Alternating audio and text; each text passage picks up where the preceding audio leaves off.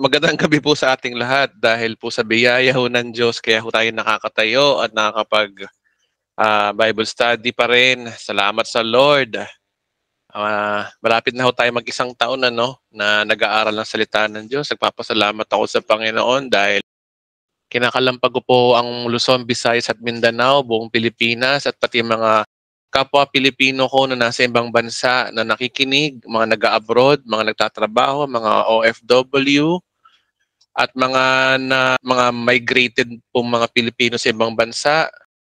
Nais ko pong itaas si Kristo sa channel na ito ng The Bride of Christ TV. Nagpapasalamat po ako sa inyong pag-attend at pagtitiwala sa mga tinuturo natin at pinag-aaralan natin dito sa ating channel. Manalangin po muna tayo mga kapatid. Salamat po Panginoong Yesus sa lahat po Lord ng iyong biyaya sa amin at awa sa amin na dahil sa iyong anak, nakuha po namin ang pabor mo at sa pamamagitan ng pagtulong ng iyong Santong Spiritong Banal na gumagabay sa amin na ipaalala ang iyong salita at matutunan namin Panginoon Lord ang iyong salita. Salamat po sa inyong pagkilos sa buhay po namin Panginoon. At nare-realize na po namin unti-unti na ang lahat ng bagay na ano man meron kami, lahat ng ito ay awa mo lamang o biyaya mo lamang, wala kaming ipinagmamalaki. Kami ay recipient lang, kami ay tumatanggap lamang ng iyong regalo. Ang regalong ito ay kaligtasan, regalo Lord ng pagpapatawad, regalo Panginoon ng kami ginawa mong matuwid sa iyong mga mata. Kami pinagpalat, pinaburan mo na, Panginoon. Salamat po sa aming mga karamdaman na iyong pinagaling na. Lahat ng ito ay aming pinapasalamatan na po in advance. Salamat po. At sa aming pag-aaral ngayon, guide us, teach us by your Holy Spirit. Amen. Yung marunong pumalakpak po, sige po, palakpakan natin si Lord. Kung di niyo po ang alam palakpak dyan sa computer, kahit personal na lang po kayo sa bahay pumalakpak sa Panginoon, kahit walang nakakakita, palakpakan po natin ang Diyos. Kasi karapat dapat po siyang sambahin ho talaga. Napakabuti niya ho sa atin. Biro nyo, tayo ay mga hentil na hindi dumanas ng kautusan. Salamat talaga sa Diyos na awa lang ang Diyos sa ating mga hentil. Kung tutusin tayo ay mapapahamak na. Pero sinagip tayo ng ating Panginoong Yesus. Kaya nagpapasalamat din po ako sa Kanya. Salamat po sa buhay niyo po. Tayo po ay patuloy ng pag-aaral. Ang pag-aaral po ng salita ng Diyos ay napakahalaga. Hindi po kasi sapat yung nag-aaral ka lang o nagbabasa ka lang. Dapat talaga inaaral. Kasi ang salita ng Diyos, dalawa yan. Pwedeng ikasama mo, pwedeng ikabuti mo. Ngayon, pag mali ang pagkakaintindi mo sa salita ng Diyos, ipapahamak mo yung kapatid. Pero kung tama at nasa tamang gospel ka, lahat ng makikita mo from Old Testament to New Testament, si Kristo ang makikita mo. Alam niyo po ang Old Testament, yan po ay hindi po yan ang istorya. Ang istorya nila David, nila Samuel, nila Adan, nila Abraham. Yes, they have a character, pero tandaan po natin yan po ay anino lamang ng darating. Ang Old Testament po ay anino lamang, which is si Kristo yung pinakabida talaga sa New Testament na. So, dapat talaga nating maintindihan mga kapatid na sa tuwing nagbabasa tayo ng Old Testament, dapat tingnan natin in the view of the New Testament sa bagong tipan. Kasi never po nating maintindihan ang salita ng Diyos kung hindi si Kristo yung nakikita natin sa Old Testament books. Okay, so last week o siguro nakapanood na kayo kanina yung ating recording last week pa na about the history of the Old Testament books. At ngayon po ay ayoko na pong ulitin po yun. Panoorin nyo na lang po ang video na upload na po kaninang umaga. Ang ating pag-uusapan natin ngayon ay yung nandito pa rin tayo sa bibliology, yung fundamental doctrines number 1 po natin. Ang unang pag-aaral ng bibliology ay nasa chapter 3 na po tayo na pinamagatang History of the New Testament Books o yung history ng bagong tipan. Last week, napag-usapan natin ng history ng Old Testament books. Pinakita natin doon na salita ng Diyos ay naging matibay dahil na rin sa sobrang panatiko ng mga Hebreo, ng mga Hudyo, na ingatan ng kanilang kasulatan. At ito'y iningatan ng mahabang panahon, mula panahon pa ni Moses, at ito'y nasa templo lang. Nung tinapon sila sa Babylonia, dinala to ni Daniel. At nung naibalik sila mula sa Babylonia, mula sa pagkatapon, naibalik sila sa Jerusalem. Ito ay hinawakan ni Ezra. At hanggang sa panahon ng mga Escriba at Pariseo, doon po natapos ang pangangalaga ng Old Testament books. At ang Old Testament books na to, ang original nito ay Hebreo o Aramaiko.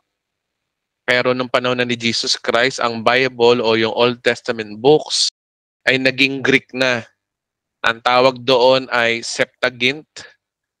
Kaya kung maalala nyo po, pag sinabi ang Septuagint, ito po ay 70 weeks or septa. Kaya nga siya septa eh, 7. Septuagint o yung yun ang tawag sa libro na yon o sa translation na yon. Okay, so ngayon dito na tayo sa New Testament, no? History of the New Testament books. Sabi dito, una, ano ba yung original language ng New Testament? Of course, nasabi ko na ito na maraming beses, ang translation po ng New Testament books ay Greek o Griego. Ang original na salin ng nakasulatan ng Bagong Tipan. Ang Grego ay malapit sa universal language kasi ito ay international language ng araw. Kung sa panahon natin ngayon, ang international language ay English. Nung panahon ni Jesus Christ, panahon ng mga apostol, ang salitang Grego ang international language. Kasi mahabang panahon na ang salitang Grego ay naging international language na umaabot din ng daang taon. Hindi kagaya sa English. Kailan lang ba naging international language ang English? Kailan ba? Itong 19th century lang. Sa bagay, 100 taon na rin mahigit. Okay lang. Ganun din sa Grego. Ang Greek ay international language nung araw. So ito po yung katotohanan. No? Ang katotohanan ng Diyos sa lumang tipan ay inihayag sa isang bansa o sa Israel o sa mga Hebreo. Habang ang bagong tipan na kasulatan naman ay galing sa iba't ibang bansa. Ayun ang pagkakaiba nila, guys. Ang Old Testament sa Israel lang galing. Iisang bansa lang po yan galing. Pero yung New Testament books, ang kasulatan naman ay galing sa iba't ibang bansa. Nagkalat po yan, mga kapatid. Kaya napaka-controversial nito dahil mayroong mga hokus-pokus dyan na nangyari nung araw. So, hindi naman natin tatalakayin ngayon yun. Patatalakayin natin yung next week. Ano yung mga fraud o ano yung mga books na hindi na isama. Pero ngayon kasi, yung New Testament muna pag-usapan natin. Sabi dito, no, ito ay international language ng mga bansa na tumagal ng daang-daang taon. Kaya pinili ng Diyos ang Griego na maging salin ng bagong tipan dahil ito ay magiging mensahe niya sa iba't ibang bansa. Bukod dito, ang Griego din ay intellectual na lengguwahe. Ito ay nakafocus sa isip ka, sa emotion.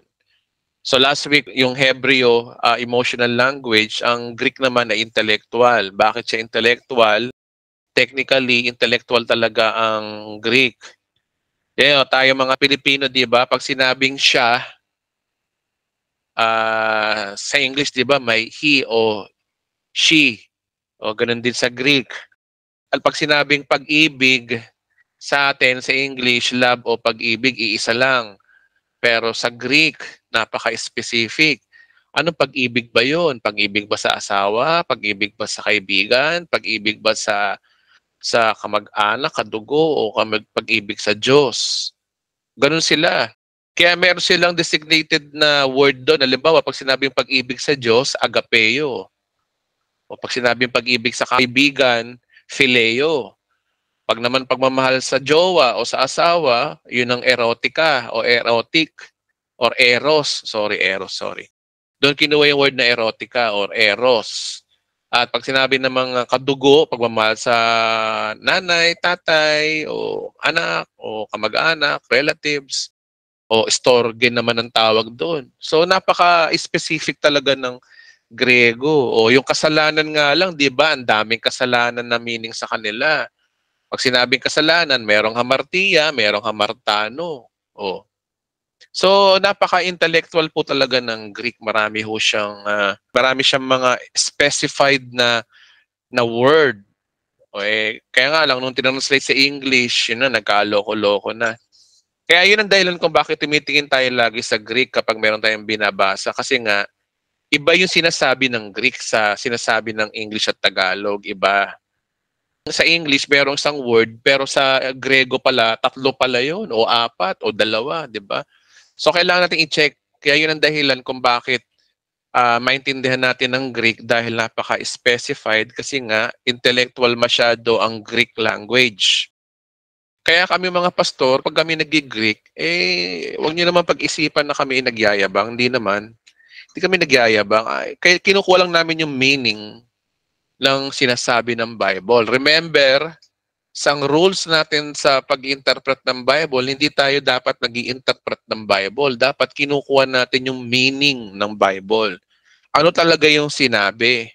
Karamihan sa mga churches ngayon, the way they teach the Bible, ini-interpret nila ng kanilang pananaw. Oh, paano iba yung interpretasyon ni Juan? Halimbawa, ako, iba yung interpretasyon ko. Iba yung interpretasyon ni Luz. Iba yung interpretasyon ni Angelo. Ano yun? Ang Bible susunod sa interpretasyon ng tao? Hindi. Kaya ang pinaka-the best niyan, kunin mo yung sinasabi ng Bible. Ano ba yung sinasabi ng Bible? Yun po ang tamang hermeneutics. Okay, ba't ba tayo napunta sa hermeneutics? Okay. Number 2, formation of the New Testament canon. Sa panahon ni Jesucristo, ang Old Testament canon writings ay tinatawag niyang mga kasulatan or the scriptures. Septuagint ang Old Testament Bible ni Jesus, kaya ito rin ang salin mula sa Hebreo sa Griego. Ito ay regular na binabasa sa sinagoga. O, tama yung sinabi ko sa inyo last week pa. Pag nagko-quote ng verse si Jesus Christ, lagi niya sinasabi, ayon sa kasulatan, o according to the scripture. O, yun Bible yun. Pag sinasabing scripture, Bible yun, yung Old Testament books. Kaya siya tinawag na mga kasulatan. Kaya tingnan nyo, no, kung babasa kayo ng Mateo, Marcos, Lucas at Juan, pag si Jesus Christ ay nagbabanggit ng ayon sa kasulatan, yung kasulatan na binabanggit doon, Old Testament books yun. At yun ay Septuagint translation. Kasi nga, sabi dyan, no, ito raw ay regular na binabasa doon sa kanilang sinagoga o sa church nila, church building ng mga Judaism. Basahin natin to, no? Simula nang sumulat ang mga apostol, ang kanilang mga sulat ay idinagdag sa mga Jewish scriptures o Old Testament books. Ito'y kanilang idineklarang sagrado ayon sa kagustuhan ng iglesia, di lamang sa personal na kopya nito, kundi ang kopya na rin sa iba't ibang churches. Remember, nasa dispensation pa lang tayo ng mga apostol, ha? Wala pa tayo sa mga hentil. So, ibig sabihin, ang Christianity, pinapangaral pa lang sa mga Hudyo. Tandaan niyo po guys, no? Nung namatay si Jesus Christ, hindi agad-agad nagturo sa hentil, sa Hudyo muna. Okay? Kung babasahin niyo yung Book of Acts, yung Pentecostal doon na sinasabi, yung Pentecost doon, yun yung panahon ng mga Hudyo, pista ng mga Hudyo yun eh. O, nung panahon ng pista ng mga Hudyo ng Pentecost, yun yung nangyari. Ang unang Kristiyano talaga ay mga Hudyo. Kaya nga sabi ko sa inyo, hindi tayo dapat nakikisali sa mga Hudyo na yan, maliban lang sa sinasabi ng apostol natin. May apostol tayo guys, si Pablo. Medyo ingat tayo sa mga filter na sinasabi ni Apostol Juan, Apostol Pedro, Apostol Santiago. Basahin din natin sila pero pagdating sa application, ingat-ingat tayo. Ang dapat talaga nating ina-apply, yung sinabi ng apostol natin, si Apostol Pablo. Oh. That's why we need to divide the scripture. Kaya ang nangyari niyan, nung una, yung mga alagad pala, meron na silang Bible, yung Jewish scripture, yung Old Testament. Tapos yung mga sulat nila, dinagdag nila doon. Kinolek nila yung mga libro na doon, dinagdag nila doon yung mga kopya.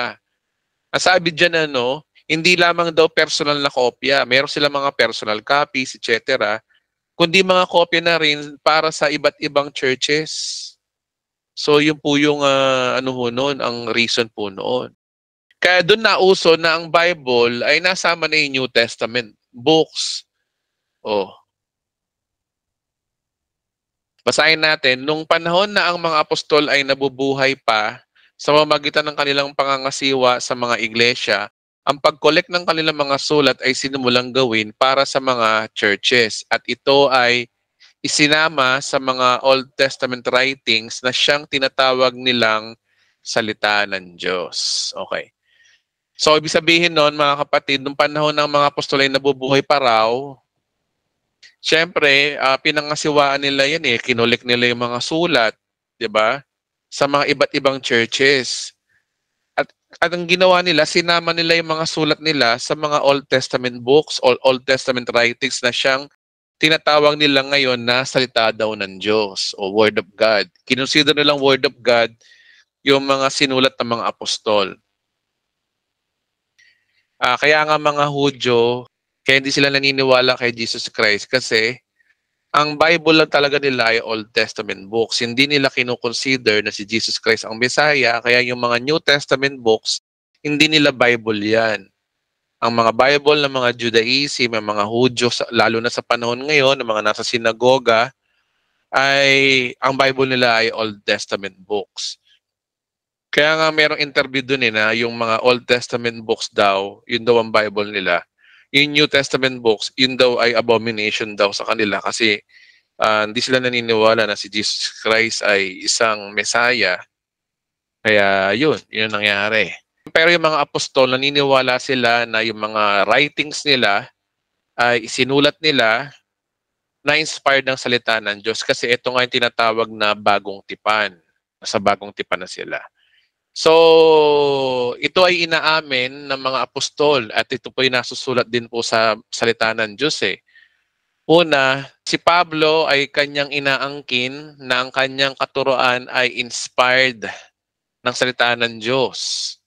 Kaya niya isinama yung kanyang writings kasi inspired ng Word of God. Sabi niya rito no, sa 1 Corinthians chapter 14 verse 37, ito sinabi niya, kung inakala ninyo man na siya'y tumanggap ng pahayag mula sa Diyos o anumang kalob ng Espiritu, dapat ninyong kilalanin na ang sinusulat ko sa inyo ay utos ng Panginoon. O, di ba? So, pag sinabing qualified siya, kasi may sinasabi, ito ang pinapasabi ng Diyos, ito ang utos ng Panginoon. May ganong caption. Kaya yun ay dinagdag. At sa 1 Thessalonica 2:13, sinabi rin niya na kaya nga palagi kami nagpapasalamat sa Diyos sapagkat nang pinangaral namin sa inyo ang kanyang salita. Di ba? Hindi ninyo ito tinanggap mula sa tao, kundi bilang tunay na salita ng Diyos.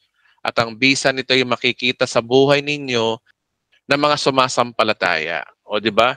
So yun ay salita daw ng Diyos yun kasi nga hindi mo masasabing salita ng Diyos ang isang kasulatan kung walang nababago ang buhay. Eh, maraming nababago ang buhay eh.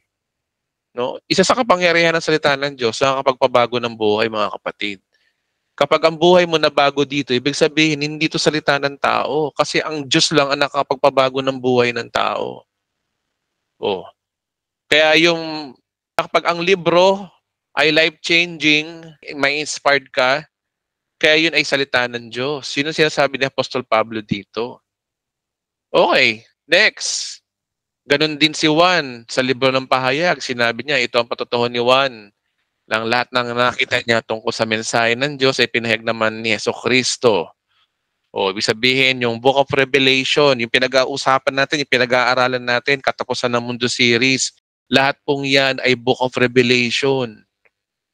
Yung katapusan ng mundo series na yan, dyan nilalantad kung ano yung sinasabi talaga ng Book of Revelation. Mahabang panahon natin na pag-aralan yan. At hanggang ngayon nga, hindi pa tapos eh. Nasa part 12 pa lang tayo. Pero malapit na to guys. Konting-konting ano na lang. Okay, so sunod. Nais din ni Pablo na ang kanyang kasulatan ay dapat basahin sa bawat churches. Okay? Sabi dito, no, pagkabasa ninyo yung sulat na ito, ipabasa rin niyo ito sa iglesia ng Laodicea. Basahin din ninyo ang sulat kong nang manggagaling doon. O, di ba? So, pinapabasa ni Apostol Pablo. Isa pang verse, nagpapatunay na pinapabasa ni Pablo. Sabi rito, no, pinapakausap namin sa inyo sa pangalan ng Panginoon na basahin ang sulat na ito sa lahat ng mga kapatid. Nasa 1 Thessalonians chapter 5 verse 27 yung guys. Next. Daming verse sa Bible, na hindi nababasa ng iba eh. Sabi dito, no, kaya nga mga kapatid, magpakatatag kayo sa mga katotohanang tinuturo namin sa inyo batay sa sinasabi at sinusulat namin. So yung mga sinusulat niya, ito yun. These are the writings in Thessalonians, isang nga dyan, Colossians, yung mga sinulat ni Pablo. Pati ni Juan, ni Santiago, mga apostol, si Jude. Okay, so in conclusion, ang 27 na libro ng Bagong Tipan ay hindi natapos ng overnight. Noong first century, ang mga kopya ng manuskripto, mga bawat libro ng Bagong Tipan ay isinulat at kinopya. At ito'y binahagi sa lahat ng Kristiyanong nagkakalat sa lugar na nasasakupan ng imperyo ng Roma. Oh. Kasi nung panahon na to, ang Roman Empire sakop niya ang buong mundo. So, yung mga bagong tipan na yan, sinulat yan, mga kinopya, binahagi sa lahat ng Kristiyanong nagkakalat sa lugar na sasakupan ng Roman Empire. Kung ang mga libro ng Lumang Tipan ay galing sa maliit na bansang Israel, ay siya naman ring galing ang maraming bansa ang libro ng Bagong Tipan. Diba? So, yun ang pagkakaiba nila. Okay guys, ito, tinan nyo to. Ito yung mga libro ng Bagong Tipan na unang nakita sa iba't ibang lugar. Ito, sa Palestine, doon nakita yung Mateo, Santiago, Hebreo. Ito ay ayon sa sa history. Kahit History Channel, tinuturo ito sa History Channel. Tapos sa Asia Minor, doon nakita yung librong John, Galatia, Efeso, Colosas, 1 and 2, Timoteo, Philemon, 1 and 2, Pedro, 1, 2, 3, 1, Jude, or Payag. So, yan po yung mga nakita sa Asia Minor. Kaya kalat-kalat yung mga librong yan eh. Tapos, sa Greece naman, yung 1st and 2nd Corinthians, Philippians o Pilipos, 1 Thessalonica, Lucas. Tsaka, di sila sigurado sa Lucas, no? Pero dun daw kinuha yung Lucas sa Greece. At sa Crete naman, yung Titus and Tito. Sa Rome, ang nakita mga libro doon ay yung Marcos, mga Gawa at Rome. Ngunit narito ang mga mahirap na sitwasyon ng mga sinaunang Kristiyano sa panahong ito. Ano daw yung mga challenges sa pagpapalaganap ng salita ng Diyos ng araw? Una, hindi ito mundo na kung saan ang teknolohiya ng mga sasakyan sa highway, sa tren, eroplano, radyo at internet na kumpara sa mundo na panahon natin ngayon. Walang internet noon, walang highway, walang eroplano, walang radyo, walang tren. Nagsakripisyo, maraming nagbigay ng buhay sa na to. Kaya yung Roman Empire, kaya pinapersecute ang mga Christian, yun, sila yung nagbigay ng buhay para lang mabuo tong salita ng Diyos na to. Kaya yung New Testament books, dugo guys, dugo ng mga Kristiyano ang pinambayad dyan para lang makarating sa panahon natin ngayon yung mga libro na yan, mga sinulat ng mga Apostol Pablo, sulat ng mga apostol. Tapos ito pa, ang paglalakbay at komunikasyon ay mabagal at delikado. Di ba? Kung sa panahon ngayon, ang paglalakbay ilang oras lang, sa panahon nila minsan buwan o taon bago sila makarating. Halimbawa, pupunta ka ng Espanya. Di ba panahon ni Jose Rizal? Totoo yun. Yun nga lang panahon ng mga nila Jose Rizal, medyo modern na yun eh. Bago ka makarating ng Espanya, it takes months bago ka makarating doon. Basahin niyo yung No Limit Hunger nandun yun. Bago nakarating si Crisostomo Ibarra mula Europa hanggang Pilipinas, it takes months para ang paglalakbay daw niya sa Bapor ng Tabo ba yun? Kung nagbabasa kayo ng mga ganun yun, buwan, it takes months bago makarating. Totoo yung lalo na nung panahon nila Jesus. panahon nila mga apostol. It takes months o minsan taon bago sila makarating. Di kagaya ngayon, Diyos ko, isang segundo lang yata nakakapag-message ka na sa ibang bansa sa pamamagitan ng internet o kaya ang eroplano, sandali lang yan. It takes 8 hours bago ka makarating ng Amerika. It takes 2 hours bago makarating ng Hong Kong mula dito sa Pinas, di ba? Tapos ito pa, no, hindi pa naiimbento ang printing sa panahon na ito. Ang printing po naimbento lang po yan noong kailan? 15th century. Oh, noong 15th century lang nauso yung printing pero nung talaga manual talaga. Tapos kagaya nga sinabi ko sa inyo, ang mga scroll nung araw ay mahaba. Tapos ano pa, papyrus pa yung gamit nila. Ito ang pinakamalupit, yung number 5. Ito ay age of persecution kung saan patago-tago ang mga Kristiyano sa kuweba o underground. Pinapatay sila. Inaaresto ang mga Kristiyano nung araw. Kaya kung titingnan nyo, no, ang mga Kristiyano, meron silang underground at naglalagay sila doon ng mga sign. Yung mga sign na yung fish, pag sinabing fish na sign, ibig sabihin nun, mga Kristiyano na andun. O, hinuhuri sila ng panahon nila ni Caesar, yung mga emperor ng Rome nung araw. Tapos pinapakain sila sa leon. Kaya dugo at pawis at hirap at buhay kamatayan bago makarating tong Bible sa atin. Kasi ito pa, at walang mga church councils o conference kung saan ang mga Kristiyano ay malalayo ang kanilang mga tirahan bago makarating sa isa't isa para kanilang ikumpara ang mga kasulatan na meron sila hanggang sa panahon daw ng panahon ni Constantine. Okay?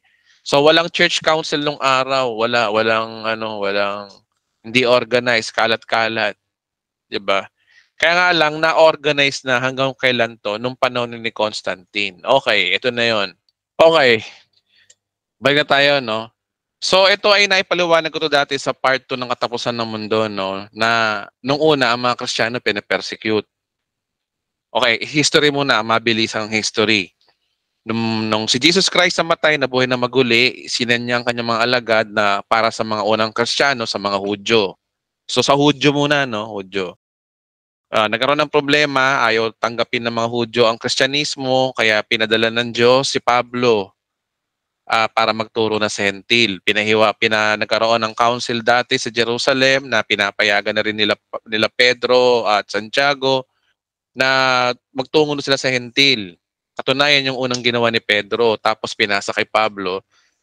Ngayon si Pablo nagkaroon ng conviction na pumunta sa iba't ibang bansa at naging Kristiyano. Doon na kumalat ang mga Kristiyanong Hentil. Doon na nagsimula ang Hentil. Okay, 100 AD, namatay si John de Velabed, ang huling apostol. At historically, meron may mentor din si John, si Polycarp. Mga forefathers ng mga early churches hanggang sa panahon ng pinipersecute ng mga Kristiyano, pinapapatay, hanggang sa dumating na yung Roman Empire na bago yung emperor.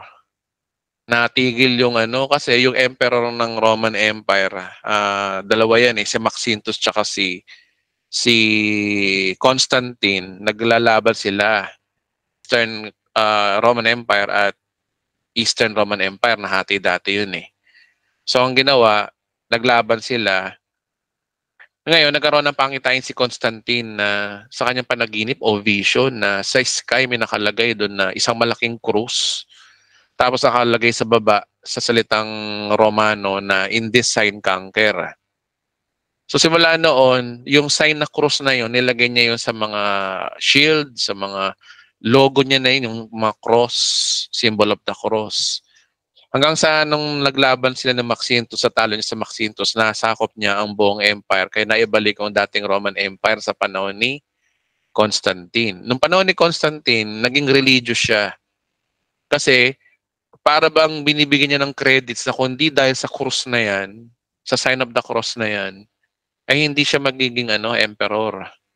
Kaya ang nangyari noon, ang problema, binago niyang kautusan. Mula ngayon, ang mga Kristiyano hindi na pinapersecute. Sa halip, yakapin natin yung kanilang religion. Pero maraming mga Kristiyano na hindi sumang-ayon doon, iba nagtago pa rin. Yun yung mga totoong Kristiyano. Pero yung mga Roman Christians, doon na nabuo yung Roman Catholicism. Ang Roman Catholicism ay hindi pa gano'n katindi yung doktrina nila, naniniwala pa rin. Ganda naman, kagaya ni Constantine, walang Diyos-Diyusan, etc. Wala pa noon. Kaya nung panahon ni Roman Emperor Constantine, siya lang yung sumuporta sa mga iba't ibang mga Kristiyano sa buong mundo. Okay, pero hindi po Roman Catholic ang gumawa ng Bible. Never na paano nangyari 'yon? Paano sila gagawa ng Bible? Eh, kailan lang sila pinanganak? 313 AD, panahon lang ni Constantine. Kaya nga lang ginawa ni Constantine, tumulong din siya sa pag-translate ng Bible dahil siya lang ang may kapangyarihan ng panahon na yon. Nagkaroon siya ng tinatawag na Edict of Toleration, itong kautusan na to na buong mundo ay kailangan wag na i-persecute ang mga Kristiyano, tapos malaya sila magtayo ng mga simbahan nila, etc. Ganun ang ginawa ni Constantine. Ngayon, meron si Constantine na tinayo na isang simbahan, tawag doon Roman Catholicism. O yung, pag sinabi kasing Catholics means universal. Sabihin, universal church ang noong panahon na yon. State religion na kasi ang Christianity noon. Isa sa contribution ni Constantine, ito na yung papasok na nang si Roman Emperor Constantine ay nag-convert bilang Kristiyano, ang kanyang Edict of Toleration, dito nagkaroon ng kalayaan ng mga Kristiyano sa kanilang pagsamba. So ano nangyari?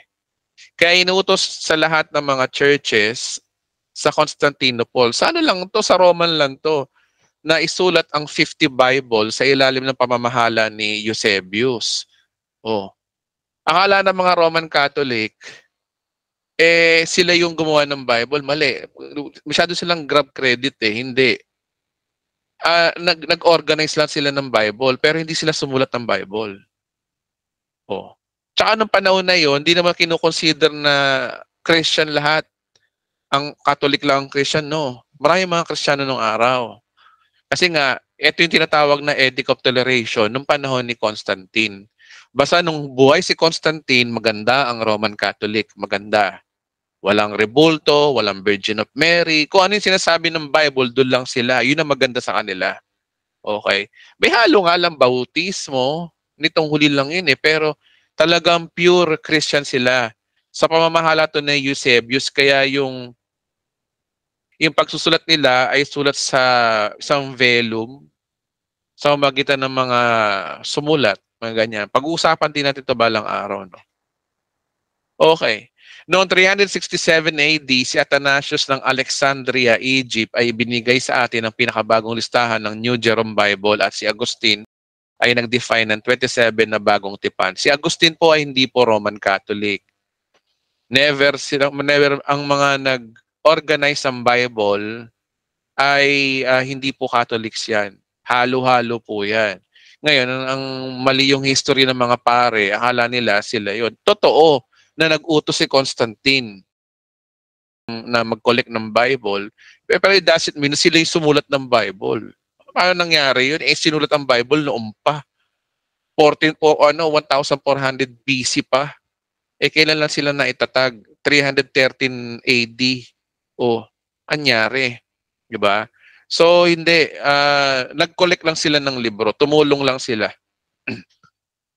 Kaya yun po yung nangyari. Sabi dito, nung 4th century, ang canon ay opisyal na natapos at inilathala. Kaya nga lang kasi ang questionable dito, Alexandria, iba yung Alexandrian Bible. Kasi pag sinabing Alexandria Bible, marami mga conspiracy theories na yung Alexandria Bible ay Catholic Bible lang talaga siya. Medyo may pagkabias.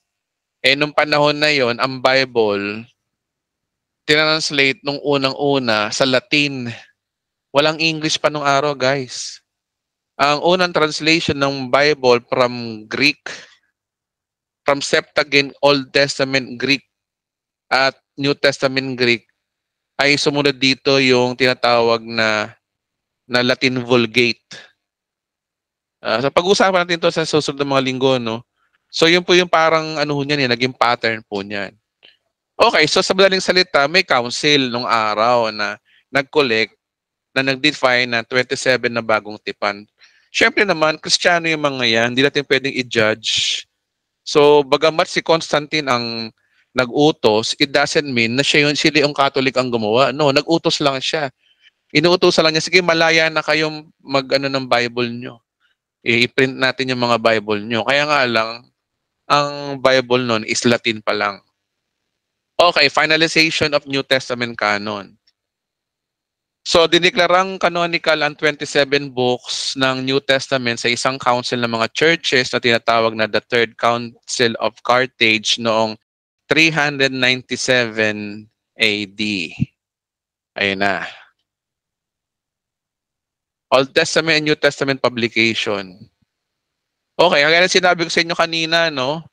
Old Testament and New Testament publication. Unang translation from Greek, from original translation. Ang kauna-unang lingwahe po ay Latin Vulgate. Ayan po. Noong 382 AD hanggang 1571 AD, halos 1,000 mahigit na taon din naghari. Biro nyo, no? 1,200 years ang Bible, Latin. Ano nakakaintindi nun? Ang nakakaintindi nun ng mga Italiano. Di ba?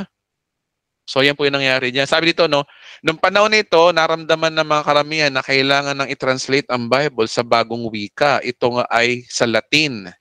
Dahil ang Latin ay common language ng Western world.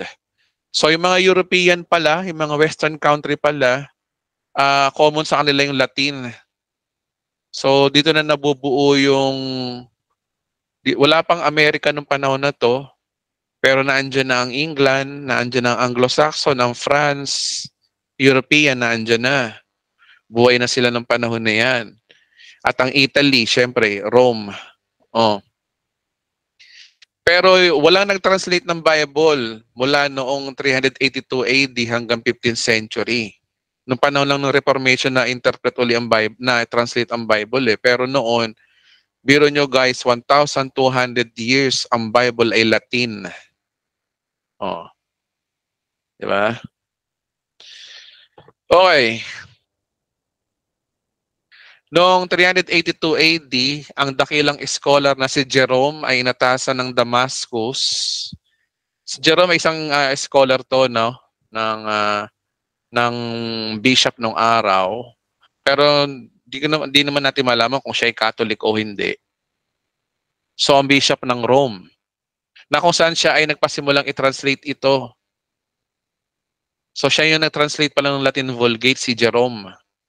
Pagkatapos ng 25 years, si Jerome ay nagsaayos nito mula Hebreo at Griego. Ang salitang Vulgate ay nangangahulugang common sapagkat common language ang Latin sa panahon na ito. From Hebrew to Greek, ang sumunod ay Latin. Latin ang kauna-unang translation ng Bible mula sa original language o original na lingwahe. Okay. Noong 1220 AD, ang Vulgate ay hinahati-hati sa chapters ni Stephen Langton na Archbishop ng Canterbury. Kagaya ng sinasabi ko sa inyo, ang Bible po ay sulat lang po yan. Walang chapter, walang verse.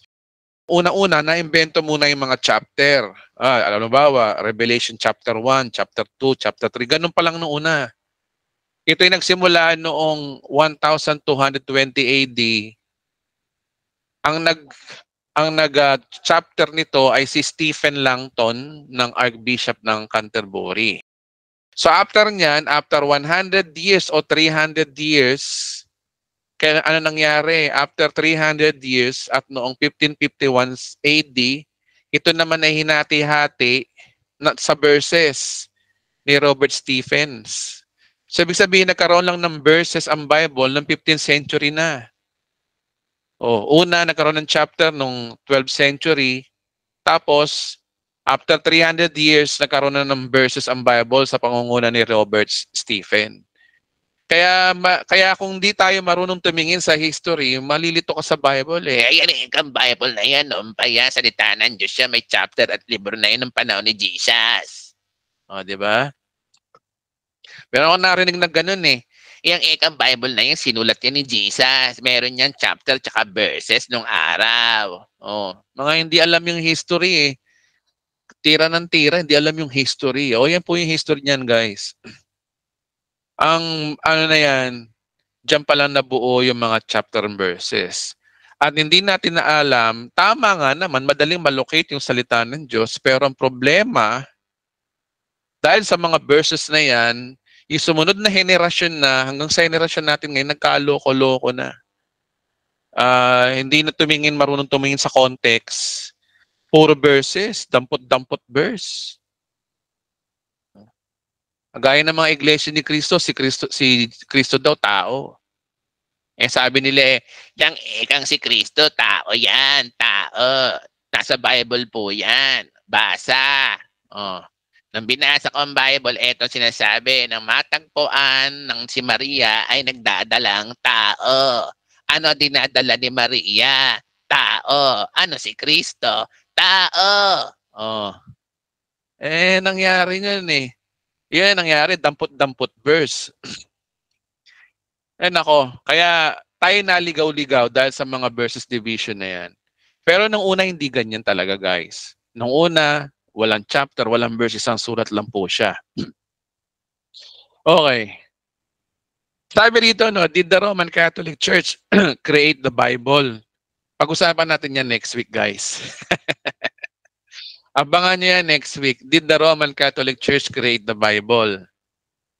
Next week, pag-usapan po natin. Sa ngayon, stay blessed muna sa ating lahat. Enjoy learning po ng bibliology. Next week, part 4 na po tayo. Palakpakan po natin ang ating Panginoong Yesus. Okay. Habang pumapalakpak kayo, painom muna ng kape. Okay, so ang pag-aaral po ng salita ng Diyos ay nakaka-enjoy. Masarap pag-usapan ng salita ng Diyos. Tingnan nyo, kapag ang Diyos ang pinag-uusapan, masarap pag-usapan eh. Alam nyo ba yun? Subukan yung pag-usapan nyo yung kapitbahay nyo. Di ba? Nakaka-boring na rin. Di ba? Paulit-ulit eh. Di ba? Paulit-ulit na yung pagiging marites. Pero kapag salita po ng Diyos ang pinag-uusapan, kahit ulit-ulitin, laging parang may bago. Laging mayroong sariwang salita ng Diyos mismo. Kahit pag-usap-usapan natin yung finished work of Christ nga lang, kahit ulit-ulitin natin pag-usapan, napakasarap pag-usapan kasi salita po ng Diyos yan. Okay, so dadako na tayo sa ating mga question and answer. Okay, so lalaki muna ang tatanungin ko. Si Hil Osaki. Hil Osaki, pwede na po kayong, teka lang Okay. Hil Osaki, pwede ka na po magtanong. Hello po, Pastor. Babae po ako. Okay. Sige, okay lang. Gandang gabi po. Magandang gabi po, Pastor. Pwede na po kayo magtanong. Una sa lahat po, maraming salamat po, Pastor, nung natandaan niyo po nung nag-PM po ako sa inyo. Nung last year. Marami. Libo na libo na nagme-message sa akin. Kaya iba na-replyan ko na, iba hindi pa. Sige po, ano po yun? Yung taga Japan po ako. Dati kasi po, Catholic ako. Tapos napunta po ako sa perverted sa UCKG. Talagang time na yun na nakita ko yung channel nyo. Stress po ako dahil hindi na po ako pumupunta doon dahil may nangyari sa akin na kaparehas ko po na Christian na nagtiwala po ako sa kanya. Tapos ayun, nagkaroon kami ng problema na sobra talaga yung ginawa niya sa akin na pati sa mga anak ko. Yun. Kaya po, hindi na ako nagsisimba doon. Tapos yung pastor, na alam naman niya na mali yung babae. Dahil ang babae na yun po, ay talagang nagbibigay ng sobrang pera sa simbahan. Nagpapakita talaga siya sa mga tao na nagbibigay siya ng lapat-lapat po. Ako naman, hindi naman ako ganun kasi wala po akong, hindi po ako nagtatrabaho. Nagbibigay lang po ako na kung ano yung kaya ko. Pero po nagbibigay din po ako ng lapat kasi pag iniisip ko yun, tapos yung sinabi sa akin ng pastor na kailangan mong patawarin yung babae na yun. Tapos basahin ko daw yung na sinasabi sa Bible na kailangan natin patawarin yung neighbor na ganito, ganito. Kailangan ko daw. Sabi ko, pinapatawad ko na po, pero hindi ko na siya pwedeng makisama pa. Pero nasa puso ko na lang yun na pinatawad ko na siya. Pero ayaw ko na siyang makasama sa simbahan namin. Hanggang kung ang dami talaga pong nangyari sa akin, pastor, grabe. Nawala ang ipon ko dahil sa kanya, sa simbahan. Tapos, ang mga anak ko pati mga anak ko pala binibigyan nila ng sobre. Nung nalaman ko na lang po, nung nangyari na yun yung ginawa sa akin nung kasama ko doon sa simbahan.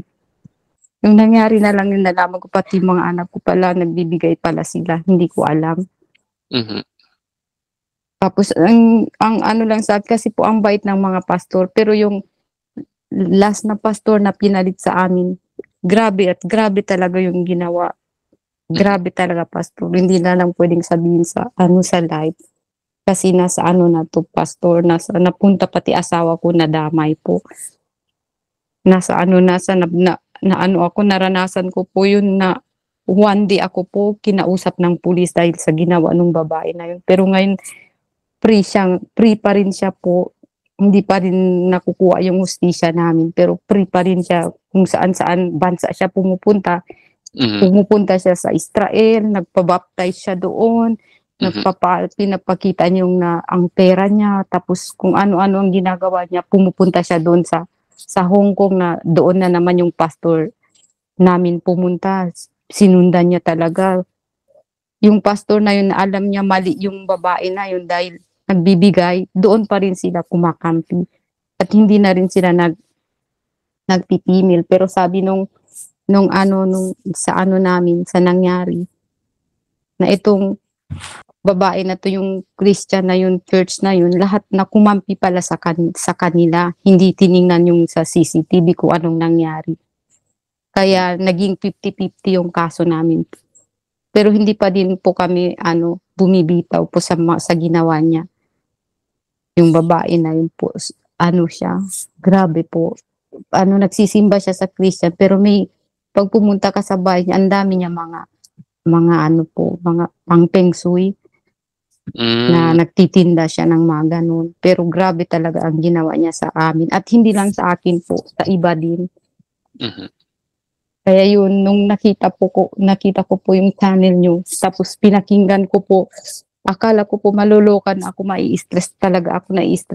Pero nung napanood ko po yung channel niyo po, maraming salamat po dahil hindi ako na-depress. Inano ko yung mga sinasabi niyo, tinuturo niyo sa channel niyo. Talagang maraming salamat. Yun lang po.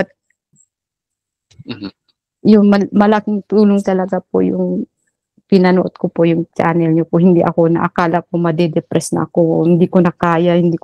Pero po, hanggang ngayon po, kahit tuloy yung kaso namin, nakaya, hindi ko po yung nabitawan yung sarili ko, yung sa mga anak ko. Kasi po, alam niya po may anak ako, pero alam ko kasi po, nagtiwala lang talaga po kasi Christian siya po. Nasa parehas kami ng simbahan. Lagi siya pong umiiyak. Nagtiwala, kaya yung mga nakikinig po, wag po kahit parehas tayong Christian. Wag pala basta-basta lang po magtitiwala na ang akala ko talaga po nasa Panginoon siya. Tapos pagkakada simba namin, iyak siya ng iyak. Tapos everyday Sunday lang ako po nagsisimba. Minsan lang po ako nagsisimba pag Friday, deliverance. Kaya po lahat ng mga turo niyo po na talagang nagawa ko yung mga sapang kautusan. Pero po ngayon, alam ko na po yung lahat. Kaya maraming salamat po sa inyo, Pastor. At sa Panginoon, sa una. Yun lang po. Salamat po. Papuri po sa Diyos ang aking binabalik sa mga sinabi niyo kasi lahat po tayo ay kinahabagan lang ng Diyos kasi. Lalo na isa pala ako siguro. Maaring mas mabibigat yung mga nangyari sa inyo, pero isa ako doon na nahabag din ng Diyos sa akin. salamat din syempre sa tiwala nyo rin po sa channel na ito. At kung komportable po kayo na matinang Bible study o dito, welcome na welcome naman po kayo dito. Dito naman ho kasi ang tinataas namin ho dito ang yung ginawa ni Kristo kasi gusto na ho namin gisingin ng mga Pilipino na gumising na kayo. Basahin niyo yung Bible nyo, mag-focus kayo sa salita ng Diyos. Kasi ang mga Pilipino talaga hindi nakapokus sa salita ng Diyos. Kaya tinan mo, ang nangyayari sa kanila, ibig sa salita ng Diyos ang paniwalaan nila, salita ng pastor yung pinaniniwalaan nila. Opo po, totoo Kaya, po. kaya tinan mo, no, walang nabago, hindi nabago ugali, ganun pa rin, di ba? Opo po, Tsaka, grabe po. mahirap po talagang kalabanin yung mga taong yung mga taong nasa side sila ng pa-victim. Alam mo yung mga pa-victim, yung palaiyak, madaling paniwalaan. Madaling paniwalaan talaga yun. Madaling kampihan yung mga ganun tao. Tinanong ko po siya kung bakit lagi na lang po siyang umiiyak sa church. Sabi niya, may Holy Spirit daw, nasa puso daw niya ang Holy Spirit. Sabi ko, ganun ba? Praise God. Thank you talaga, Pastor. Hayaan mo na siya, kapatid. Ang mahalaga, ikaw alam mo yung totoo. Pastor, magpakatotoo ka na rin kung nahihirapan kang kasama sa kanila, edi alisan mo sila. Ganun lang naman po yun. Pag di mo ka na komportable sa mga taon to, layasan mo. Alam mo kung bakit kasi, alam mo kasi pranga ako doon tayo sa totoo. Ba't mo pahirapan ang sarili mo? Binigyan ka ng Diyos ng wisdom. Diba? Tsaka liwanag din naman sinasabi sa Bible, diba? Ang liwanag, do not equally yoke to unbeliever. 2 years po ako doon, Pastor, nagsimba. Kaya malaki din yung naibigay ko po doon. Nako. Sana sa pamilya nyo na lang. Kaya, pero sa pamilya ko po noon, dinulungan ko din po sila ng sobra-sobra. Pero nung naano ko po yung sa perverted, naakala ko po talagang ganito pala dapat ang gawin. Kaya ginawa ko po yung, meron ba araw parang kada Sunday po meron kaming natatanggap na mga sobre, puwera pa yung ofertory, puwera pa yung ikapu. Nabudot naku po, pero nawala yung galit ko lahat nung napanood ko po yung channel niyo. Galing, masarap talagang gawing negosyo ang ang simbahan kasi tingnan mo pakikinggan ka ng tao, ako pastor, lalo na yung mga taong nakikinig walang alam sa Bible, turuan ng ganito, patay. Kaya maniniwala. Pero mga kababayan, gusto ko kayong gisingin na ang pagpapala ng Diyos wala po sa pagbibigay. Magbigay ka o hindi, kapag na kay Kristo ka, pagpapalain ka. Tandaan niyo yan. Ngayon, kung magbigay man kayo, syempre, tinuturo din naman sa Bible na magbigay. Pero ang point kasi ron, hindi sa pilitan. Diba? Hindi yung pananakot, hindi yung tatakutin mo na hindi ka pagpapalain, kailangan na hindi nalulugod ang Diyos sa'yo kapag hindi ka nagbigay. Pag ganun, hindi ho ganun ang Diyos. Ang Diyos hindi sa pilitan. Tsaka ang pagbibigay po sa simbahan ay thank you gift mo lang yun sa mga, di ba, nabibless ka sa pastor, thank you gift mo lang yun. Pero hindi mo obligasyon, guys, hindi nyo obligasyon na suportahan ng pastor. Kasi po, sinasabi ng simbahan namin na ang binabayaran namin dito sa building every month, nasa 80 lapat mahigit. Kaya hindi naman sila nagpupursige po, pero nagpaparinig lang po. Sana hindi sila ganun. Kasi kaya nga the best talaga kapag nagpapastor ka, kailangan may pera ka. Hindi pwede yung pera mo gagawin mo sa miyembro. Bagamat may karapatan ganun. Kasi sinabi naman ni Pablo, karapatan ng mga tao na nagtuturo na tumanggap ng pagpapala sa mga tinuturuan. Totoo yun. Pero sa kultura nating mga Pilipino, yung katotohanan, maging practical tayo. Sa hirap ng buhay ngayon, kung magtatayo ka ng church, maganda na yung ikaw yung susuporta, yung pera mo mismo ang gagamitin mo. Ako kung ganun Kaya ngayon ang dahilan kung bakit di ako makapagpatayo pa ng church kasi gusto ko stable muna ako financially. At darating ang panahon, darating at mangyayari yon sa tinakdaan ng Diyos, mangyayari yun. Kaya nga sinisimulan ko sa online kasi nga, Mahirap Pero kasi yung ganun. Mahirap kasi yung ganun na ano. Kasi katitisuran ka ng mga tao eh. Biro mo, kapag ang isang pastor, panay hingi doon sa miyembro, panay offering, kahit ba nasa Bible yung sinasabi niya, pero syempre yung mga tao nagkakaroon ng ano sa'yo eh, ng duda sa'yo. Alam mo, pag nagkakaroon ng, araw-araw ka po magsimba doon, araw-araw po may sobre. Puwera din yung offertory, offering. ako pag nagtayo kami ng church building, may offering pa rin, pero hindi ko sasabihin sa ano.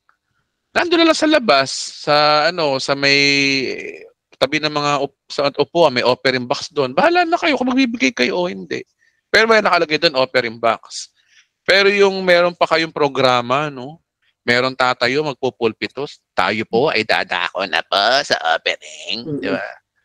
Meron pa po sila ngayon, ano na naman, kasi marami, mga friends ko pa din yung mga pastor, kaya sinishare ko po yung sa Full Grace, tsaka yung mga kasama ko, friends ko pa rin sila sa Facebook, kaya sinishare ko po, minsan in-screenshot ko yung mga, ano nyo, pinupost ko po, pero hindi naman nila pinapansin.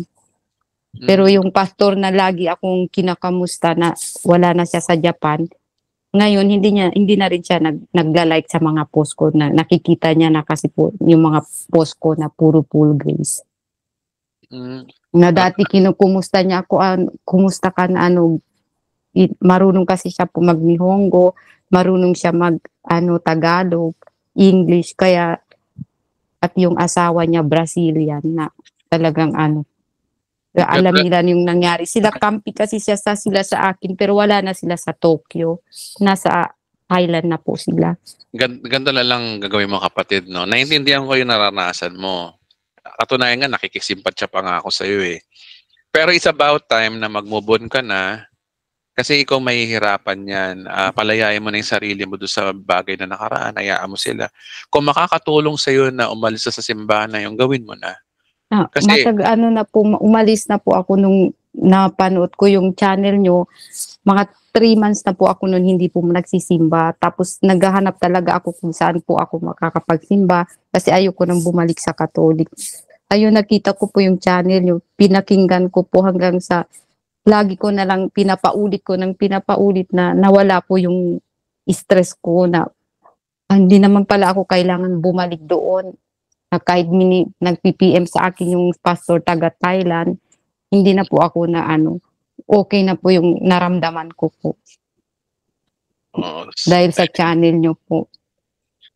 salita po ng Diyos po kasi. Pero maraming salamat din po kung gano'n. Ina-appreciate po namin na nakakatulong po kami.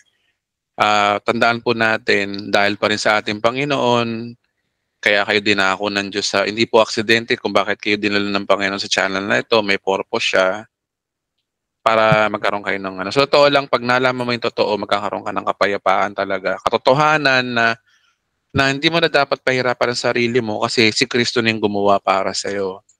Yun ang regalo. Kaya yun ang dahilan kung bakit ang mga Kristiyano, pag nananalangin, puro pasasalamat na lang talaga. Kasi nga, wala ginawa na ni Kristo lahat eh. Kaya nga ang inuutos na lang ng ating Panginoon, magmahalan tayo magkakapatid.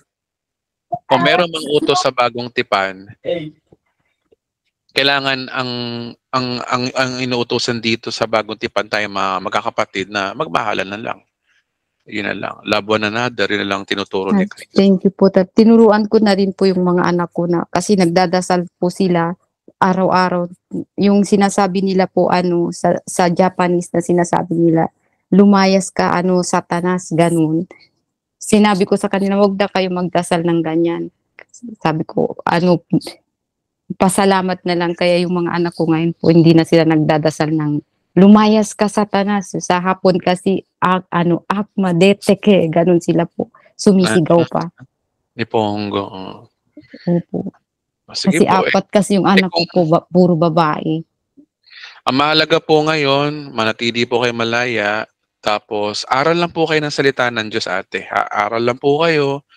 Yung channel po namin, baka makatulong pa po sa inyo, manoorin nyo lamang po.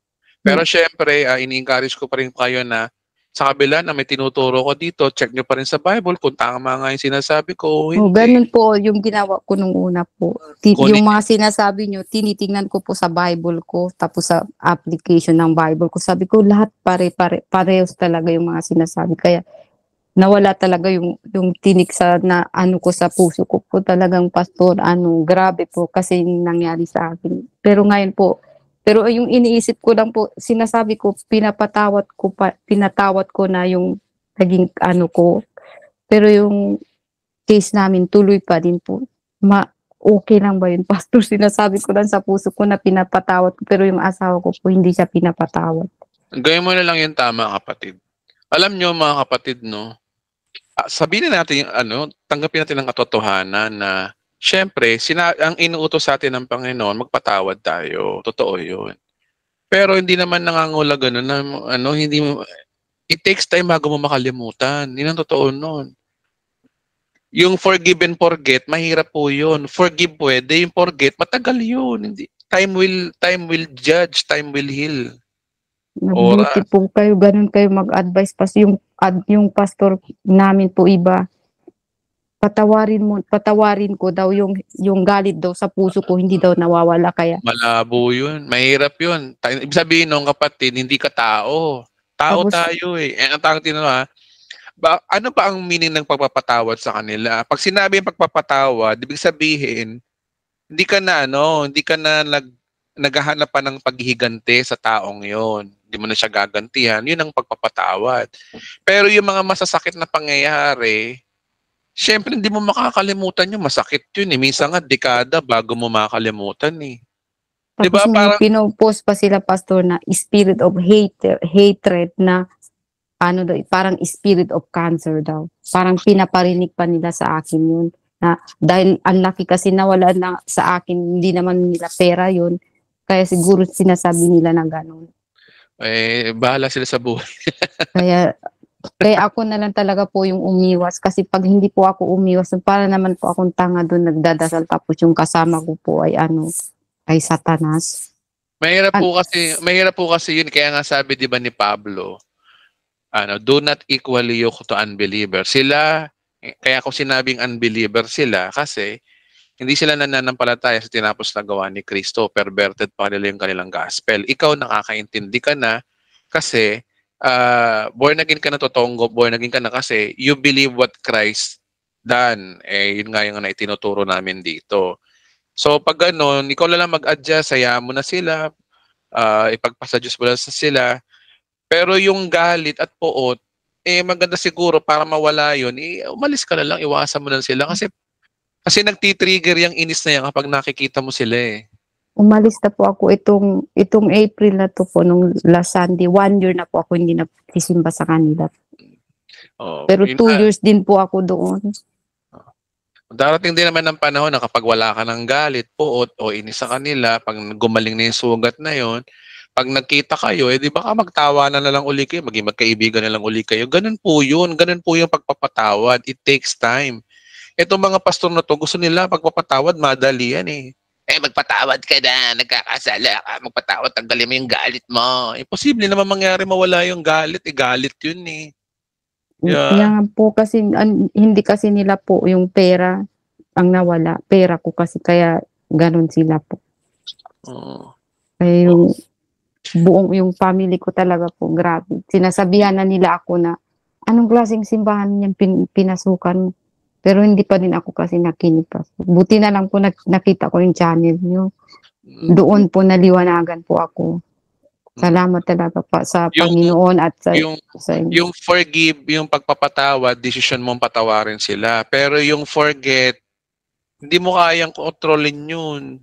It takes time yung kapatid, hindi yun overnight. Kaya kalokohan yung sinasabi ng pastor mo na kailangan mo mag-forget, mawala yung galit. Naku po, imposible mangyari po yun. Tao tayo, guys. Kaya nga ang ginawa ni Kristo, pinatawad na tayo eh. Pati yung pastor, hapon, may hapon din kaming pastor. Nagme-mail siya sa akin. Halimbawa, yung anak ko, inano niya yung anak ko daw na kung gumawa daw ng kasalanan, di ko ba daw papatawarin. Sabi ko, anak ko yan, siyempre mapapatawad ko yan. Sabi ko dun sa hapon na pastor na yun. Hindi nila naiintindihan yung ano, kulang sila, hindi nila naiintindihan yung human behavior. Hayaan mo na kapatid, basta ikaw, ano ka na lang, kalimutan mo na sila muna. Hindi ko naman sinasabing kalimutan mo na sila, no? Kalimutan mo muna sila sa healing process. Umalis ka muna sa kanila. Tama yung ginawa nyo, which is ginawa nyo naman. At Pero, bayaan nyo na sila. Ano na lang. Basta kayo ngayon, malaya kayo ngayon. Mag-aral kayo ng salita ng Diyos. Kung nai-enjoy nyo po na umatin sa ibang church, go lang po. Pwede naman po yun. Kung saan kayong komportable. So, ang inihiling ng Diyos sa inyo is ano lang, relax na kayo. Wala na ho tayong problema sa Diyos.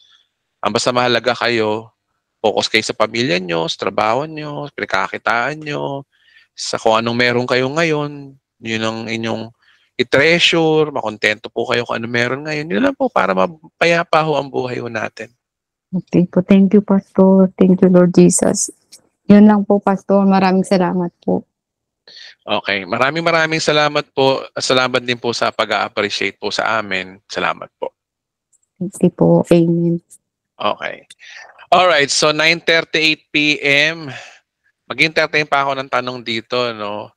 So tama yung ganun guys, no? Pag halimbawang nahihirapan kayo, hindi naman po masama na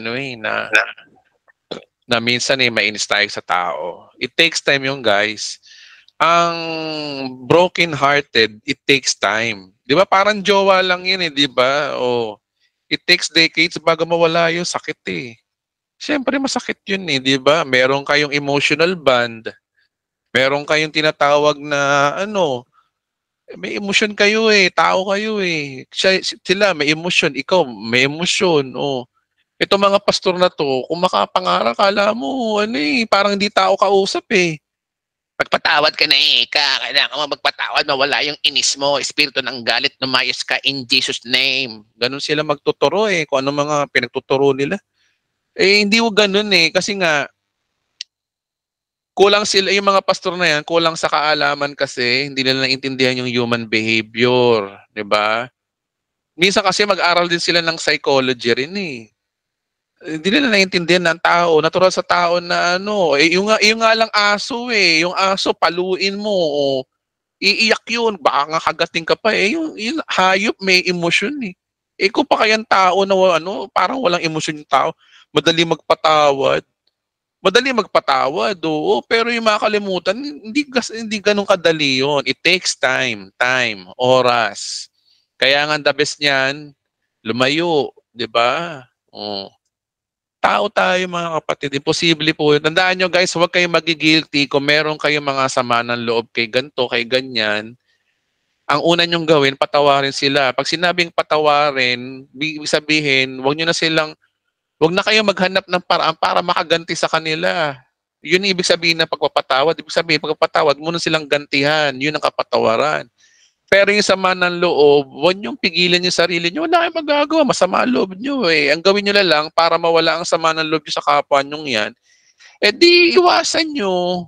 Di ba? Tapos, kung lagi mo nakikita, i-block mo sa Facebook. Di ba? Darating ang oras kapag wala na yung galit mo, mali mo, magkita-kita uli kayo magkakaibigan mo, wala na pala. Nangyayari naman din yung mga kapatid, di ba, na darating ang panahon kapag wala ka ng galit sa tao, di ba, namimiss mo rin yung tao. Maalala mo na yung mga bagay na magandang pinagsamahan nyo noon, hindi mo na binibilang yung mga nagawa niyang mali, di ba? Doon na magkakaroon ng completeness na healing. Di ba? Forgiveness, stage 1, ang stage 2, yung tinatawag na move on. Pero yung sabihin mo mawawala agad-agad overnight, wala na akong galit kay sister ganto. Kahit na pinatulan niya yung asawa ko, bukas sa bukas din wala na akong sama ng loob sa kanya, Lord. Posible mangyari yung masama ang loob mo, wala yun. It takes years, months, bago mawala po yung galit na yan. Huwag kayong mag-guilty kung meron kayong inis. Wala tayong magagawa, tao tayo. Kaya nga binayaran na ni Kristo yung kasalanan natin dahil alam ng Diyos na tayo mga tao ay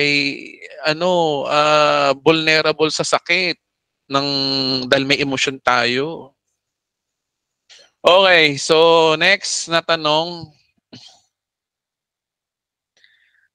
Sino yung relate? May mga okay, nagkakatuwa yung mga comment niya. Patawad, then bye. Okay, so yung magtatanong pa ho rito, no? Sige, babae kanina, lalaki naman ngayon. Si Prince Tesorero. Nagtatanong ba to si Tesorero? Teka, sorry.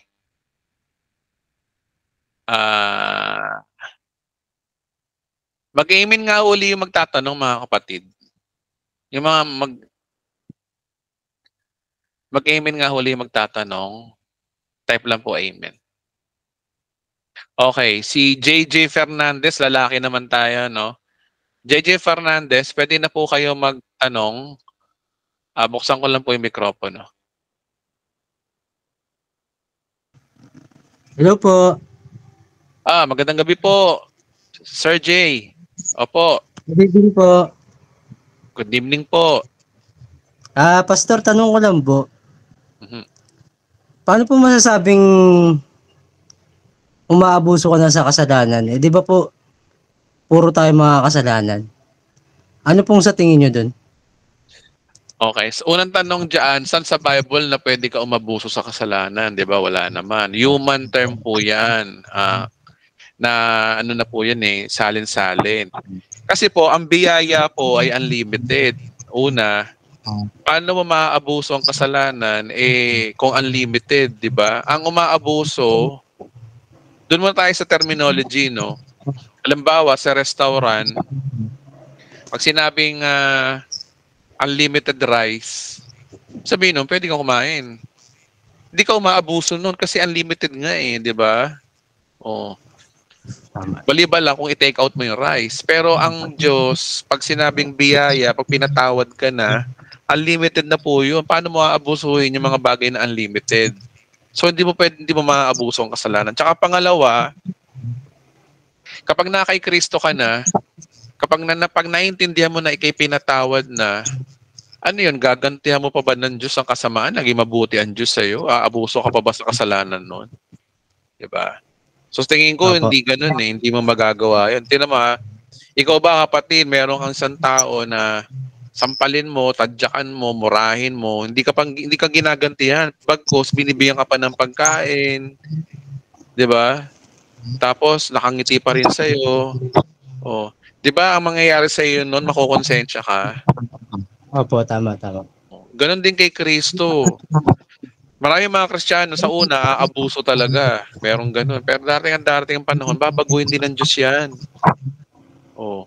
So ano resulta? Nagbago ang buhay nila, hindi dahil sa batas, hindi dahil sa law, hindi dahil sa pananakot. Ang tao nga mintres mong pagbawalan, lalong gagawin hayaan mo. Diba? Diba kapag ang isang bata, pag makulit, lalo nagiging makulit pag sinasaway mo, subukan mong pabayaan mo siya. Magsasawa rin yan hanggang sa bandang huli. Wala na, hindi niya na ginagawa yung kakulitan niya. Yun ang tao. Kaya yun ang ginawa ni Jesus sa atin. Imbis na pigilan tayo magkasala, hinayaan niya. Sige, pinatawad ko na sa inyo kayo sa inyong mga kasalanan. Yun ang magpapabago sa tao. Kasi ang tao, hindi naman talaga likas na makasalanan. Dati ang oras, mapapagod ka rin, magsasawa ka rin sa kasalanan hanggang sa doon ka na magbabago. Ganun po yun. Kaya nga lang, eto may pero kapatid, sa Diyos wala na yon. Eto usapan na, sa Diyos wala na yon. Pero sa tao, ikaw ba kapatid, tanungin kita, may asawa ka, kaliwain mo, di ba? Pag nalaman to sa Diyos, pinatawad ka. Pero pag nalaman niya ng asawa mo, ayari ka. Di ba? Opo, magagalit yun. Hindi lang yung magagalit yun, magagalit yung mga kapatid mo, yung mga anak mo, kung may anak ka, sino pa, biyanan mo, lahat kaaway mo, viral ka pa sa social media. Yun yung consequence. Yun ang consequence. Sa atin po yung mga tao. Sa tao yun. Pero sa Diyos wala na yun. Pero sa tao, yun ang mangyayari sa'yo. Opo. Kaya nga lagi sinasabi ni Christ, love your neighbor. O mahalin mo ang iyong kapatid. Puro sa kapwa ang tinuturo ni Christ. Kasi bakit? Ibig sabihin wala nang problema sa kanya. Ginawa niya na, pinatawad niya ng kasalanan natin. O. Opo. O, eh, Ganun tanong, po naman po yung tingin ko, Pastor. Kasi ayun na nga po yung ano yung ginawa ng Panginoon eh. Para sa akin ano na po yun, parang okay naman po lahat. oo, Na ano, natanong ko lang. kasi if you play with fire, you will get burned. Kapag naglaro ka ng apoy, masusunog at masusunog ka pa rin. Di ba? Opo. Opo. Subukan mo guys, ito kapatid magda-drive ka, naka-red light. Subukan mo mag-beating the red light. Oh. Sa Diyos, pinatawad ka doon. Pero pag nahuli ka ng enforcer, yari ka lisensya mo. Yari ka, tas nalaman pa nilang hindi rehistrado yung sasakyan mo, baka ma-impound pa yung sasakyan mo. Di ba? Ayun yung magiging consequence kapag hindi ka sumusunod sa rules sa mundong to. Kaya masasabi ko pa rin dyan, hindi ka rin naaabuso sa kasalanan kasi nga, may mga consequence yan eh. Oh. Depende na lang po siguro kung matigas talaga yung ulo ng tao. Oh. Pero karamihan dyan, napapahamak. Opo, talaga mangyayari. Tinan mo ligtas ka nga, pero yung buhay mo, impyerno. Gusto mo ba yun? Diba? Bakit po yun? Hindi po natin gusto yun eh. Oh, diba? Kaya maganda pa rin yung sa mata ng Diyos, dahil kay Kristo, banal ka. Sa mata ng tao, banal ka dahil sa mabubuti mong gawa. Kaya yung good work sa tao yan. Sa tao ang counted niyan. Oh. Sabi rito, no, abusuhin mo ang kasalanan ng may kalalagyan ka sa tao. Oh, tama yung mga sinasabi rito. Di ba? Pag nalaman ng asawa, tiyak, kasalanan mo, iyak ka dahil nahuli ka, tawa ka kasi, na-realize mo na ano to? Sorry, hindi ako nagbumura, nakakatakot magmura. O, basahin nyo na lang sa comment section. O, di ba? Tama po yun, mga kapatid. So, yun lang, mga kapatid, sasagot ko sa iyo, kapatid, no? Magagawa mo ang dapat mong gawin, pero gawin mo yung gusto mong gawin, pero yung mga ginagawa natin, may mga consequence yan. Opo, tama po. Ano ko lang naman po, natanong ko lang. Kasi, naisip ko lahat po may kasalanan. Kaya siguro sa tingin ko naman, wala naman pong maabuso. Oo. Tsaka ikaw ba naman? Tsaka yung totoong Kristiyano, hindi iisipin niya. Opo, tama yun. Hindi Simula po narinig ko yung ganyang yung ano nyo po, yung tawag na ito, yung katuruan nyo po eh. Doon ko lang talaga nasabi na talagang napakabuti ng Panginoon. Kasi nais ng Diyos na baguhin niya tayo, hindi sa rules, hindi sa utos, kundi nais niyang baguhin tayo sa kanyang awat biyaya lang. Opo, tama po. Yun ang doon. Kasi andito na tayo sa sa dispensation niya. Doon sa krus ng Kalbaryo na tinapos. Kailangan na lang talagang panampalatayaan. Kasi may sinasabi ang Bible, kapatid, na bago ka umalis, no? Sige po. May babasahin ako sa yung verse ayan. Sabi sa Romans chapter 2 verse 4. Romans. Itong the best na description just pinag-usapan natin eh. O hinahamak mo ang Diyos sapagkat siya napakabuti, mapagpigil o mapagpaumanhin. Hindi mo ba alam na binigyan kanya ng pagkakataon magsisi at mapagbagong buhay kaya napakabuti niya sa iyo? Sa King James, pangit talagang Tagalog. Sabi rito, no?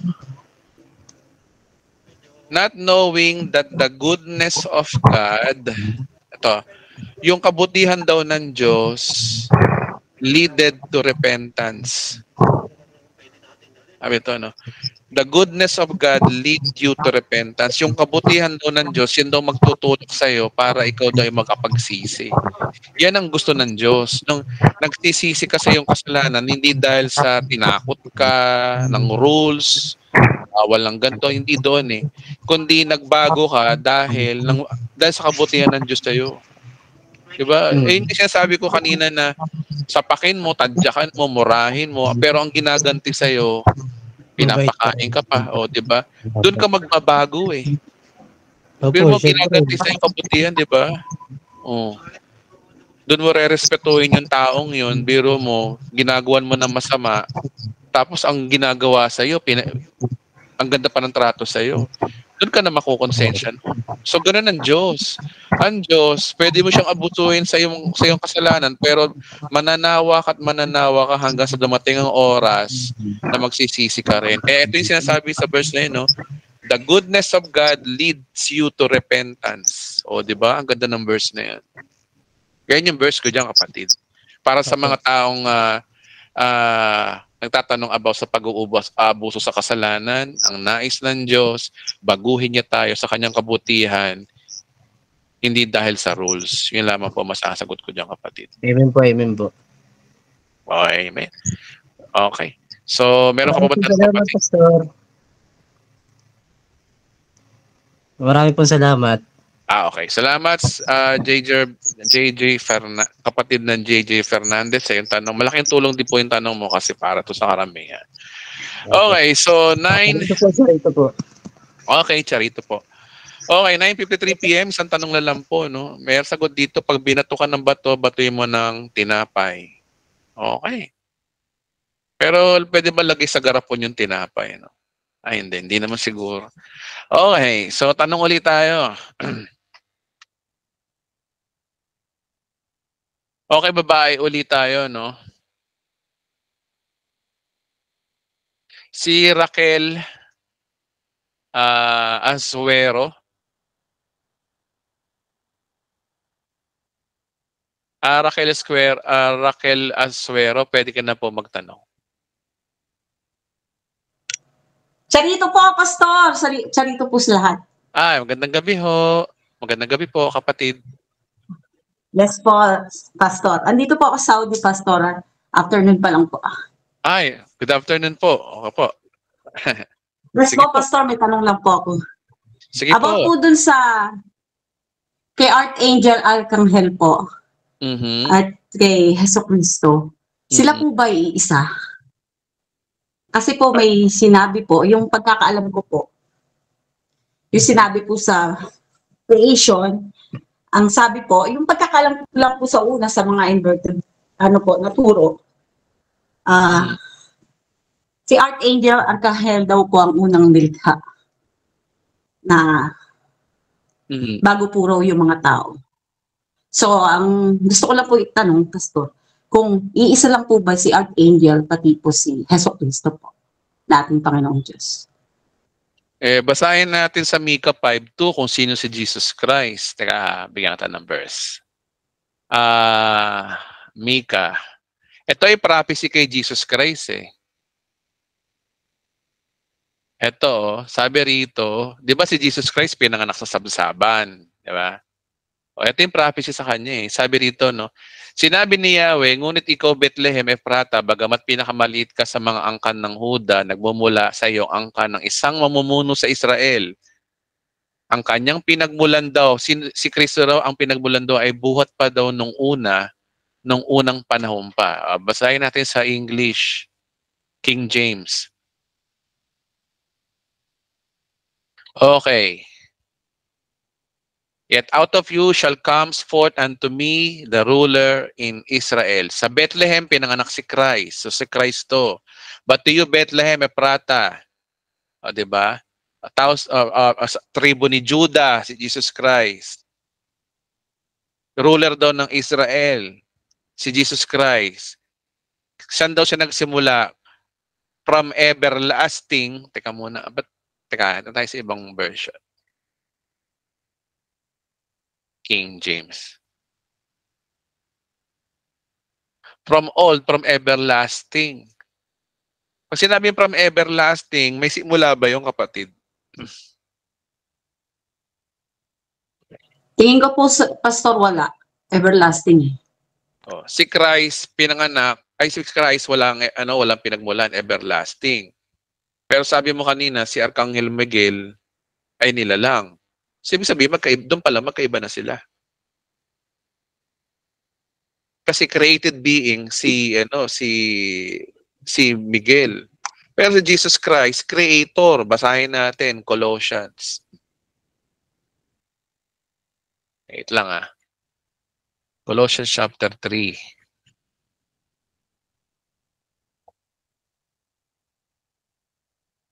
Kaya lang, hanapin ko na sa Colossians.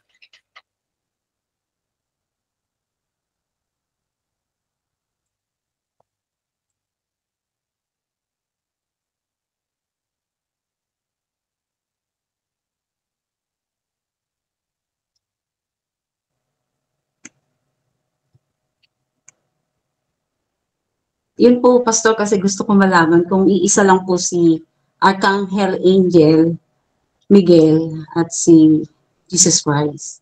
Kasi po, incoming rapture, ang makikipagdigma po ang pagkakaalam ko ay si Archangel. Tama po ba? Okay. Doon muna tayo sa mga description nila. O, ito si Jesus Christ, ha? Ano raw si Jesus Christ? Teka lang. Sabi dito, no, si Kristo ang larawan daw ng Diyos na hindi nakikita. Siya ang panganay ng anak ng pangunay na lahat ng nilikha. Sapagkat, so ano raw si Christ? Sapagkat sa pamamagitan niya ay nilikha niya ang lahat.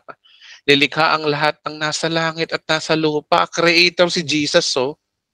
Nakikita man o hindi, pati ang spiritual na kapangyarihan, paghahari, pamamahala, pamumuno, lahat ng nilikha ng Diyos sa pamamagitan niya ay para sa Kanya. Si Christ ay creator, pero si Archangel Miguel, nilikha daw ng Diyos. Oh, doon pa lang knockout na magkaiba sila. Si Archangel Miguel, kaya nga Archangel, anghel siya, created being lang siya. So, paano natin masasabing si Jesus Christ? Yun. Tsaka pangatlo, no, ito pa sinasabi si Christ, so, ito pa. Si Archangel Miguel ay anghel. Pero sino si Jesus Christ? Pilipos.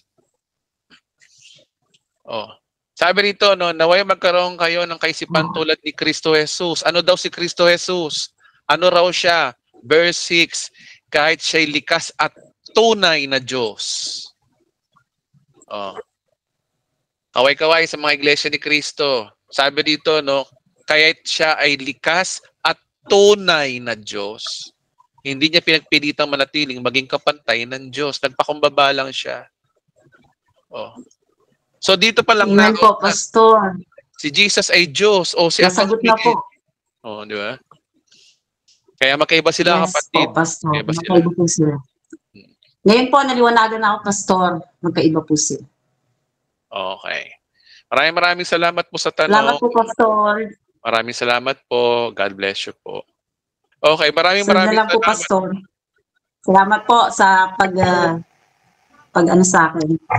Okay po. Marami pa po kasi akong tanong kung talaga, yan pa lang po yung naisip ko. Maraming salamat po. Sige, try natin next week. Tawagin Sarito kita. po sila. Try natin sana matawag ka next week. Okay, so maraming salamat po sa inyong oras, mga kapatid. Tandaan niyo po, ang channel na ito ay si Kristo po ang tinataas, si Jesus ang bida, at lahat po ng ating pinag-uusapan ay pawang katotohanan lamang po. At syempre maraming salamat po sa inyong pagdalo. Ina-appreciate ko po ang inyong, bilang pastor po, ina-appreciate ko po ang inyong pagdalo dito sa aming channel, sa munting channel na ito. Salamat sa 100 persons na umaattend. Kaya Charito Day po sa ating lahat. Thank you din po. Maraming salamat, Pastor. Maraming salamat po. Good night, everyone. Night Charito po. po, stay blessed. Edwin, good Thank you. Rito. Rito po sa inyo. Good night po. Sa kayo lagi. Good evening. Good night, mga kabiyaya. Night. Ito sa lahat. God bless. Okay, maraming salamat po. Mahal na mahal ko po kayo, mga kapatid. At lagi po nating natandaan, tayo po ay pinagpalat, pinaboran ng Diyos. Tayo po ay anak ng Diyos. Tayo po ay more than conqueror. Hindi po tayo talunan. Lagi natin sasabihin na ako'y pinagpala, pinaboran, niligtas ng ating Panginoong Hesus. Maraming salamat po.